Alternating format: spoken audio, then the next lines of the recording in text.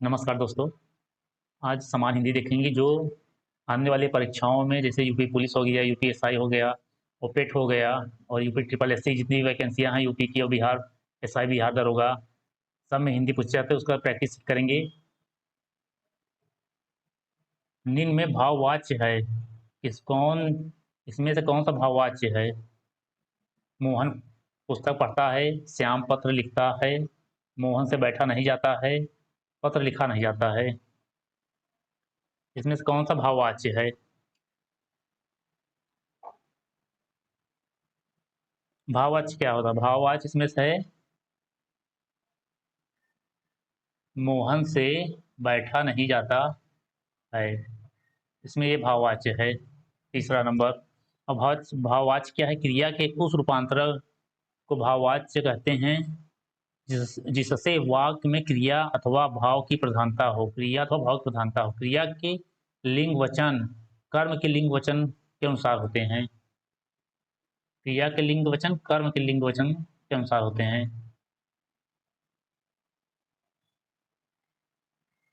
दूसरा क्या है? कौन सा वाक्य मिश्र वाक्य है? विद्वान सब जगह पूजा जाता है, अच्छा लड़का माता पिता की आज्ञा मानता है, वह राम की वह पुस्तक राम की है, जब सवेरा हुआ तब हम लोग बाहर गए। इसमें मिश्र वाक्य क्या है? इसमें मिश्र वाक्य है जब सवेरा हुआ तब हम लोग बाहर गए। और मिश्र वाक्य पहचान क्या है? इसमें जैसे आएगा की आएगा, जो आएगा, क्योंकि आएगा, जितना उतना आएगा, जैसा वैसा आएगा, तब जब आएगा, जहाँ वहाँ आएगा, जिधर उधर आएगा, अगर यदि तो यद्यपि तथापि आएगा। जहाँ ये सब आए, जैसे यहाँ पे जब हो तब हो गया, यहाँ की होता बीच में, तो ये सब मिश्र वाक्य पहचान है। और तीसरा क्या है? मैंने विद्यालय जाना है। वाक्य में अशुद्ध अंश क्या है? कौन सा शब्द अशुद्ध है? मैंने विद्यालय जाना है, इसमें अशुद्ध क्या है? मैंने अशुद्ध है, विद्यालय अशुद्ध है, जाना अशुद्ध है कि है अशुद्ध है? कि मैंने हम लोग क्या कहते हैं? मैंने विद्यालय जाना है कि मुझे विद्यालय जाना है? हम लोग कहते हैं मुझे विद्यालय जाना है। इसमें गलत क्या है? मैंने के स्थान पे क्या होगा? मुझे होगा।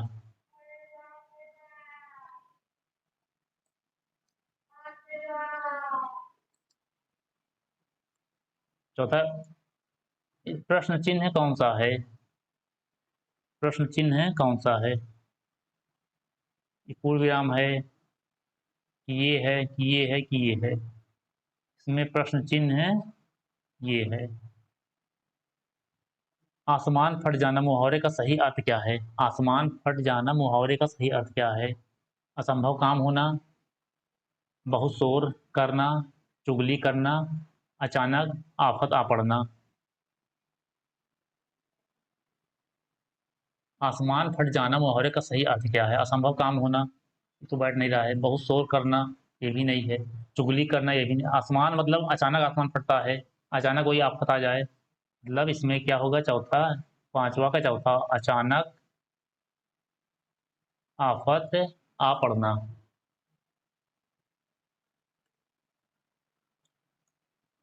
स्वावलंबी होने के लिए सही मुहावरा है। स्वावलंबी होने के लिए सही मुहावरा है। पाँव बाहर होना, पानी फेर देना, पैरों पर खड़ा होना, या फूंक फूंक कर पैर रखना। स्वावलंबी होने के लिए सही मुहावरा है पैरों पर खड़ा होना। छठवां का तीसरा, पैरों पर खड़ा होना। बोए पेड़ बबूल के आम कहाँ से होए? लोकोक्ति का सही अर्थ है बोए पेड़ बबूल के आम कहाँ से होए। लोकोक्ति का सही अर्थ है कर्म के अनुसार फल नहीं मिलता, जैसा कर्म करोगे वैसा फल मिलेगा। कर्म और फल का कोई संबंध नहीं। कर्म करो, फल की इच्छा मत करो। इसमें क्या होगा? बोए पेड़ बबूल के आम कहाँ से होए, मतलब हम जैसे गलत काम कर रहे हैं, उसका परिणाम क्या मिलेगा? गलत काम करेंगे, गलत काम का परिणाम गलत ही होगा। मतलब इसमें क्या होगा, जैसा जैसा कर्म करोगे वैसा फल मिलेगा। जैसे हम लोग पढ़ाई अभी नहीं कर रहे हैं, कहाँ से पुलिस या दरोगा बन पाएंगे? उसके लिए कर्म करना पड़ेगा, पढ़ना पड़ेगा। आठवां, लाभ ही लाभ का अर्थ के लिए सही लोकोक्ति है। लाभ ही लाभ अर्थ के लिए सही लोकोक्ति है। पांचों उंगलियां घी में, पांचों उंगलियां बराबर नहीं होती। नेकी कर और कुएं में डाल, नेकी और पूछ पूछ। लाभ ही लाभ मतलब, लाभ का मतलब पांचों उंगलियां घी में। आठवां का पहला, पांचों उंगलियां घी में। मुहावरे का अर्थ लिखिए। कीचड़ उछालना। कीचड़ उछालना, पहला क्या है? कीचड़ में खिलना, कीचड़ में पैर रखना, कीचड़ में फंस जाना, कलंकित करना। कीचड़ से किसी के ऊपर गंदगी फैला देना, मतलब कलंकित करना। नौवा का चौथा। दसवां क्या है? मुहावरे का सही अर्थ है, लिखिए। क्या से क्या हो जाना। क्या से क्या हो जाना? मर जाना, स्थिति बदल जाना, काम बिगड़ना, काम समाप्त न होना। क्या से क्या हो जाना? अभी हम बेरोजगार हैं, पुलिस दरोगा नहीं बने, अभी कुछ हैं। अब पुलिस दरोगा बन जाएंगे, क्या से क्या हो जाएंगे। चार लोग पूछने लगेंगे, चार लोग इज्जत करेंगे। यहाँ क्या होगा? दसवां का दूसरा, स्थिति बदल जाना। विशेषण के भेद लिखिए। बगीचे में कौन गा रहा है? कौन कौन सा विशेषण है?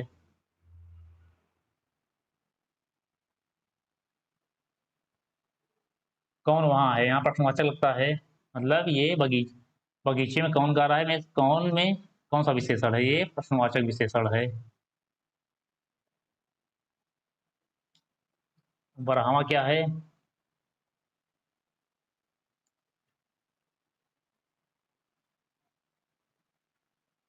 वाक्य को क्रम से लिखिए, वाक्य को क्रम से लिखिए। अब इसको बैठाइए, पहला कौन होगा, दूसरा कौन होगा, दूसरे में कौन आएगा? कौवे घड़े में कंकड़ डालने लगा। एक कौवा को प्यास लगी, घड़े में पानी बहुत नीचे था, बगीचे में उसने एक घड़ा देखा। मतलब यहाँ अब ये मुहावरा है तो काफी लोग सुने होंगे ये।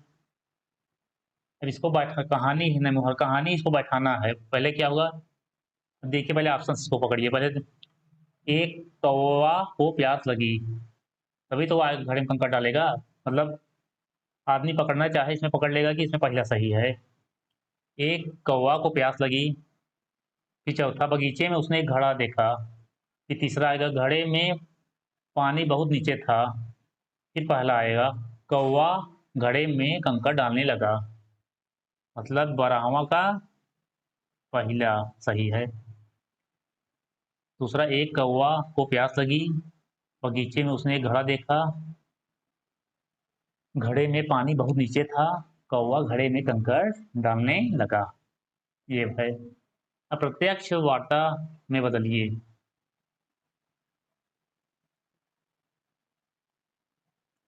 अध्यापक ने छात्रों से कहा, फुटबॉल लेकर मैदान में जाओ।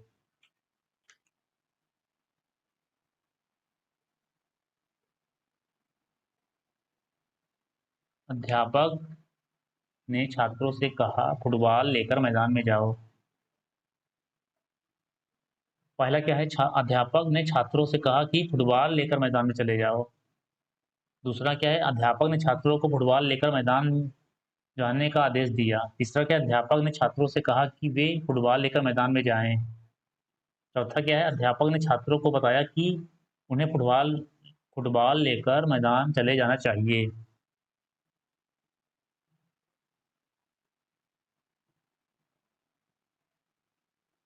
इसमें क्या होगा? अध्यापक ने छात्रों से कहा कि वे फुटबॉल लेकर मैदान में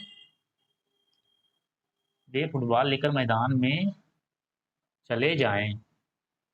13वां हो गया। अब 14वां क्वेश्चन क्या है? विलोम शब्द लिखिए। आकर्षण का विलोम क्या होगा? कर्षण होगा, घर्षण हो गया, कर्कश होगा कि विकर्षण होगा? आकर्षण का विलोम 14 का चौथावां विकर्षण होगा। वाक्य के लिए एक शब्द लिखिए जो पहले पढ़ा ना हो। जो वाक्यांश के लिए एक शब्द लिखिए जो पहले पढ़ा ना हो। अनपढ़, पढ़ाकू, पठित या अपठित। हम कॉपी किताब लिए हैं अपना, उसको नहीं पढ़े हैं, क्या कहेंगे? जो पहले पढ़ा ना उसको क्या कहेंगे? अपठित। पर्यायवाची शब्द लिखिए अहंकार का।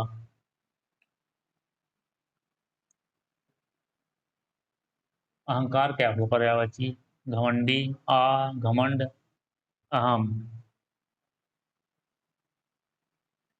अहंकार का पर्यायवाची घमंड। अहंकार किसको आता है? जैसे हम दरोगा बन गए, पुलिस बन गए, हमको अहंकार आ जाएगा, घमंड आ जाएगा कि हमसे बड़ा कोई नहीं है अब। ऐसे ही अहंकार का पर्यायवाची घमंड। विलोम शब्द लिखिए। उपाय का विलोम।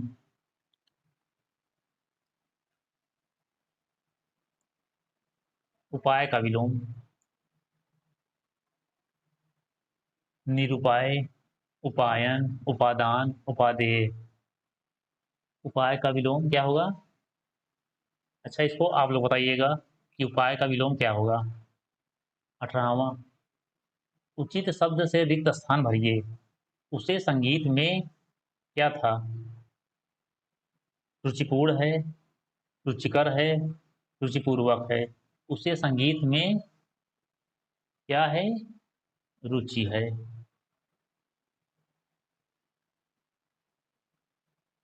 19वां,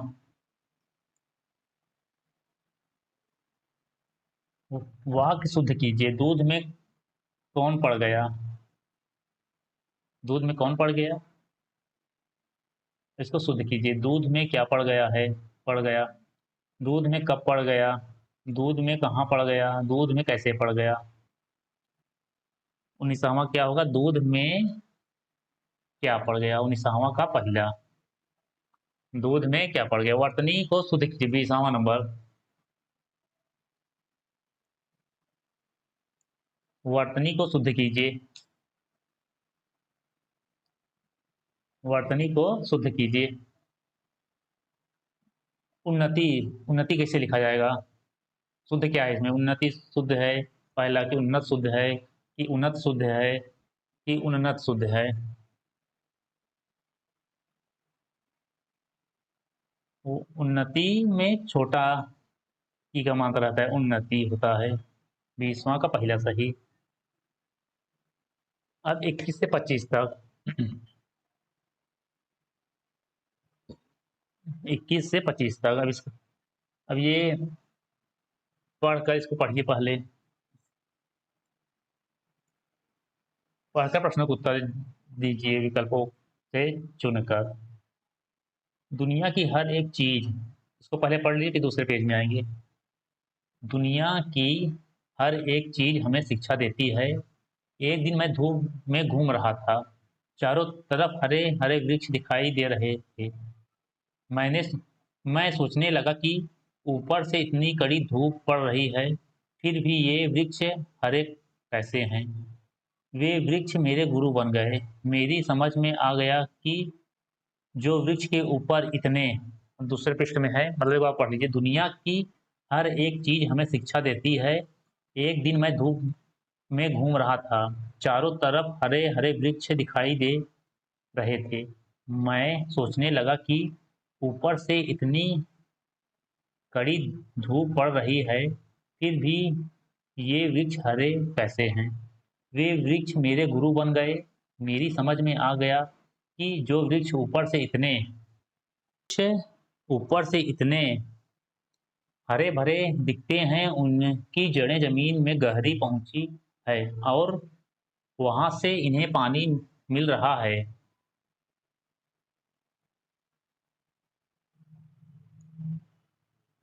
इस तरह अंदर से पानी और ऊपर से धूप दोनों की कृपा से यह सुंदर हरा रंग इन्हें मिल रहा है। इसी तरह हमें अंदर से भक्ति का पानी और बाहर से तपस्या तपश्चर्या की धूप मिले तो हम भी पेड़ों जैसे हरे भरे हो जाएंगे। हम ज्ञान की दृष्टि से परिश्रम को नहीं देखते, इसलिए उसमें तकलीफ मालूम होती है। अब पहला क्या है? हम भी पेड़ की तरह हरे भरे हो जाएंगे से लेखक का क्या तात्पर्य है? हम भी पेड़ की तरह हरे भरे हो जाएंगे, लेखक से क्या तात्पर्य है? सर इसका क्या होगा? हम भी धूप हम भी धूप और पानी में खड़े हो सकते हैं। हम भी पेड़ों की तरह मजबूत हो सकते हैं।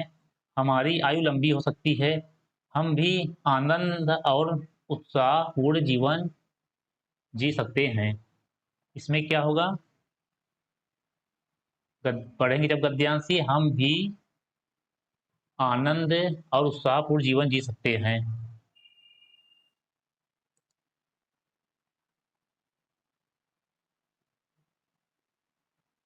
और 22वें नंबर क्या है? लेखक के लिए वृक्ष कैसे गुरु बन गए? मतलब लेखक के लिए वृक्ष कैसे गुरु बन गए? वृक्ष ने ही हमको पेड़ों के हरे भरे रहने का रहस्य समझाया। वृक्ष ने ही उनको पेड़ों के हरे भरे रहने का रहस्य समझाया। वृक्ष को देखकर ही उन्होंने सोचना शुरू किया। वृक्ष को देखकर उनके मन में कई प्रश्न उठे। वृक्ष से ही उन्हें प्रकृति का ज्ञान हुआ। मतलब लेखक के लिए वृक्ष कैसे गुरु बन गए, इसमें सही क्या होगा? वृक्ष ने ही उनको पेड़ों के हरे भरे रहने का रहस्य बताया।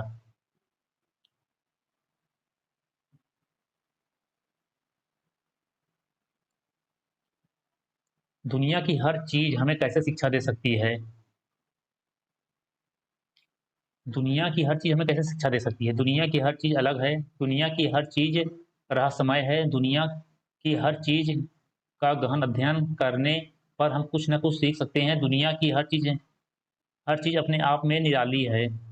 इसमें क्या होगा? 23 में दुनिया की हर चीज अपने आप में निराली है, हर चीज अलग है। वृक्षों के पत्ते सदा हरे कैसे रहते हैं? वृक्षों के पत्ते सदा हरे कैसे रहते हैं? वृक्ष को पानी और धूप दोनों ही मिलने के कारण, धूप में रहने के कारण, खुली जगह में रहने के कारण या ठंडी हवा के कारण। इसमें सही क्या होगा?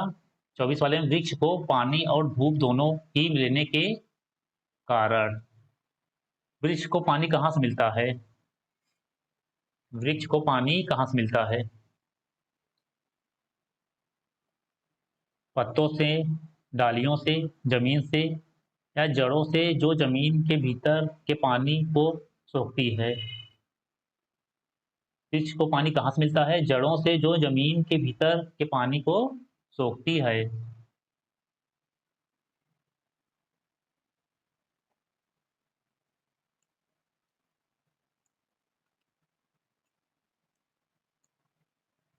शांति संपन्न में कौन सा समास है? शांति संपन्न में कौन सा समास है?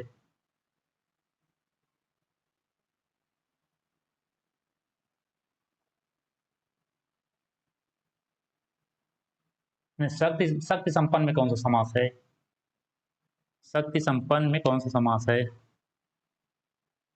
अव्ययीभाव समास, कर्मधारय समास, द्वंद्व समास, तत्पुरुष समास।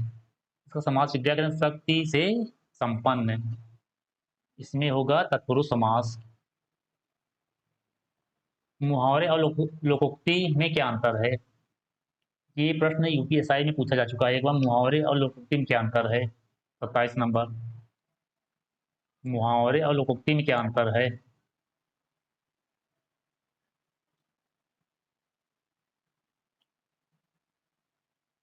मुहावरे और लोकोक्ति में क्या अंतर है? पहला क्या है? मुहावरा वाक्यांश होता है और उसका स्वतंत्र रूप से प्रयोग नहीं किया जा किया जा सकता, जबकि लोकोक्ति स्वतंत्र वाक्य होती है और उसका स्वतंत्र रूप से प्रयोग किया जाता है। दूसरा क्या है, वाक्य में प्रयोग करते समय मुहावरों का रूप परिवर्तित हो जाता है, लेकिन लोकोक्ति का प्रयोग करते समय उसमें कोई परिवर्तन नहीं होता।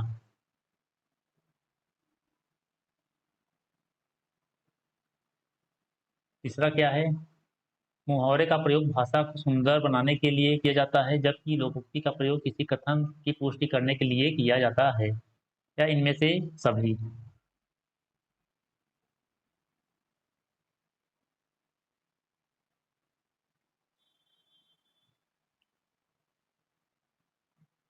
इसमें क्या होगा, इसमें होगा इनमें से सभी।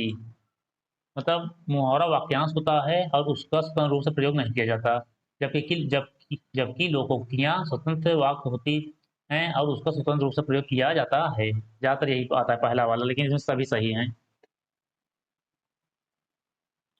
28 नंबर, देवता का पर्यायवाची शब्द नहीं है। देवता का पर्यायवाची शब्द नहीं है।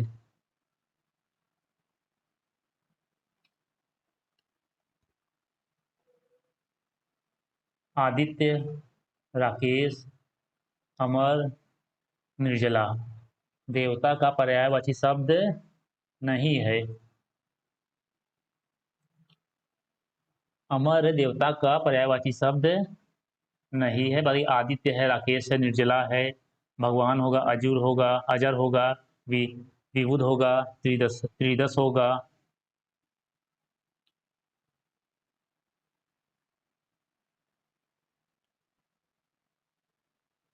कौन सा निम्नलिखित में से कौन सा मूल शब्द है? निम्नलिखित में से कौन सा मूल शब्द है? निम्नलिखित में से कौन सा मूल शब्द है? 29 नंबर,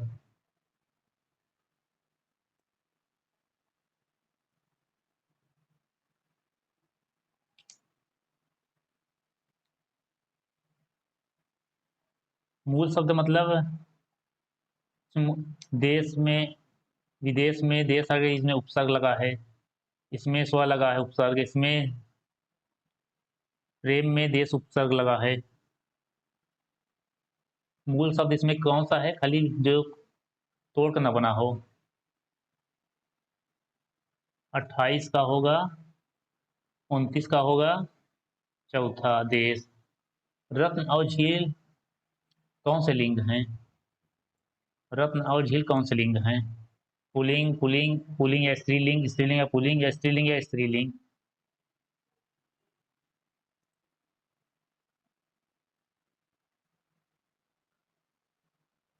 रत्न और झील में कौन सा लिंग है? इसमें रत्न पुल्लिंग है और झील स्त्रीलिंग है। पुल्लिंग और स्त्रीलिंग, इसका दूसरा सही है। भारत माता कविता में कवि कैसी संतान की व्याख्या करता है? भारत माता कविता में कवि कैसी संतान की व्याख्या करता है? अमूढ़, असभ्य, अशिक्षित या निर्धन। मूढ़, असभ्य, अशिक्षित, निर्धन। मूढ़, सभ्य, अशिक्षित, निर्धन। शोषित, अमूढ़, अशिक्षित या निर्धन। भारत माता कविता में कवि कैसी संतान की व्याख्या करता है? मूढ़, असभ्य, अशिक्षित, निर्धन। 32 में, मधुर मधुर मेरे दीपक जल के कवयित्री ने किस प्रकार दीपक जलने की बात नहीं की है?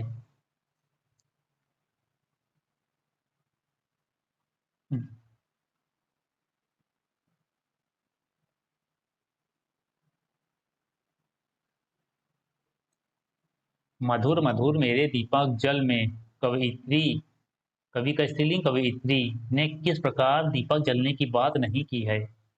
पुलक पुलक, सिहर सिहर, सुबह सुबह या विहंस विहंस।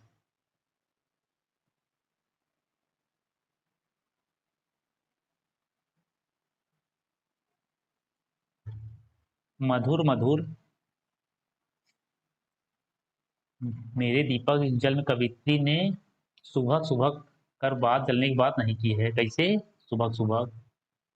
अब मधुर मधुर दीपक जल कविता की रचयिता कौन है? महादेवी वर्मा द्वारा रचित है।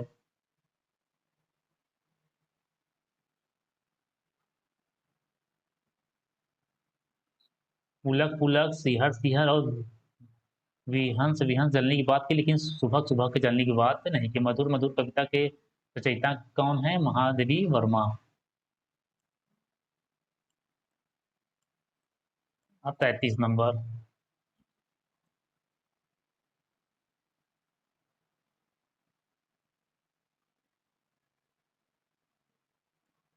दिनकर रचित